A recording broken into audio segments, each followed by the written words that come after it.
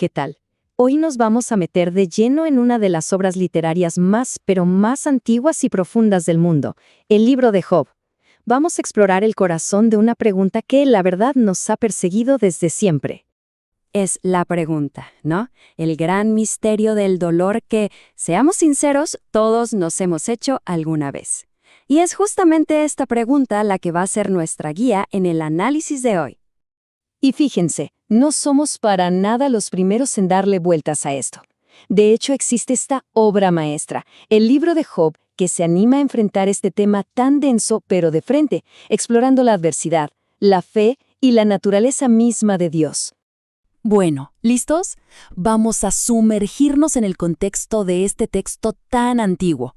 Porque para captar su mensaje, que es único, primero hay que entender su forma y su mundo.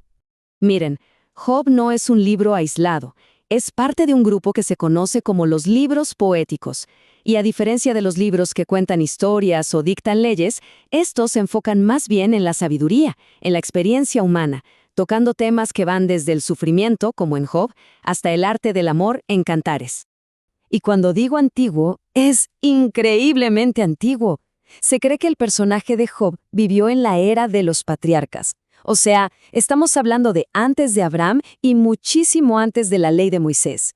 Esto pone la historia casi en el amanecer de la civilización, lo que la hace, todavía más fundamental. Ok, a ver, una clave para poder sentir este libro es entender cómo está escrito. No usa la rima típica que asociamos con la poesía, no. Su belleza está en algo llamado paralelismo hebreo. Es una técnica donde las ideas se espejean, se complementan, y eso le da un peso, una fuerza increíble a cada verso. Y hay, digamos, tres tipos principales. Está el sinónimo, donde una idea se repite con otras palabras para que quede bien clara. Luego, el antitético, que crea tensión con un contraste. Y el sintético, donde la segunda parte como que completa o agranda la idea de la primera. A ver, veamos unos ejemplos para que se entienda mejor. Miren esto, un ejemplo perfecto del sinónimo. Perecen y son consumidos es lo mismo. Soplo de Dios y aliento de su nariz, la misma idea. ¿Ven? Es una manera poética de reforzar un punto con una fuerza tremenda. Y acá, el antitético. ¡Qué potente! Por un lado, el desprecio de los amigos, por el otro, el clamor a Dios. Ese choque, ese contraste entre la traición humana y la búsqueda divina, eso es lo que le da todo el poder al verso. Y bueno, con esto en mente, ahora sí, vamos al corazón del drama. Una vez que Job ya lo perdió absolutamente todo, llegan sus amigos. ¿Para qué? Supuestamente para consolarlo. Pero lo que empieza ahí es uno de los debates más intensos y profundos de toda la literatura. Las posturas no podrían ser más distintas. Por un lado, los amigos de Job tienen una teología muy simple. Si sufres es porque hiciste algo malo. Punto. Pero Job, desde el fondo de su dolor, insiste en que es inocente y desafía esa visión tan cuadrada del mundo. Esta frase de uno de los amigos, Elifaz, lo resume todo. Para ellos, el universo funciona como una fórmula matemática. Los buenos prosperan, los malos sufren. Es una creencia súper rígida que no deja ni un poquito de espacio para la complejidad del sufrimiento inocente. Pero aquí es donde la historia da un giro tremendo.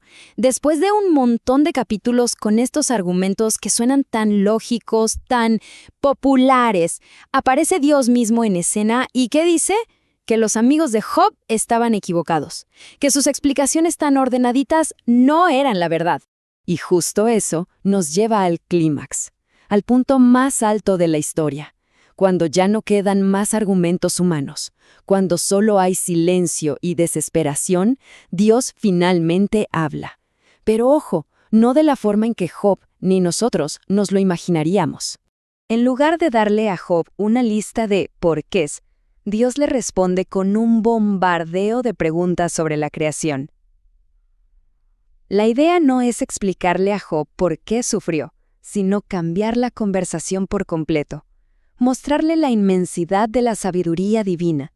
Y sigue, pregunta tras pregunta, Dios pone en contraste la perspectiva limitada y terrenal de Job con su poder y conocimiento infinitos del universo. Es Es una lección de humildad a escala cósmica. Así que el punto clave es este, y es importantísimo. El clímax de la historia no es una explicación, es una revelación. La respuesta a la pregunta de Job sobre su sufrimiento no es una razón, es una persona. Es la presencia de Dios mismo. Entonces, ¿cómo termina todo esto? Vayamos a la conclusión para ver de qué manera esta revelación tan potente resuelve el drama y, sobre todo, qué legado nos deja. El gran mensaje que queda flotando a través de los siglos es este.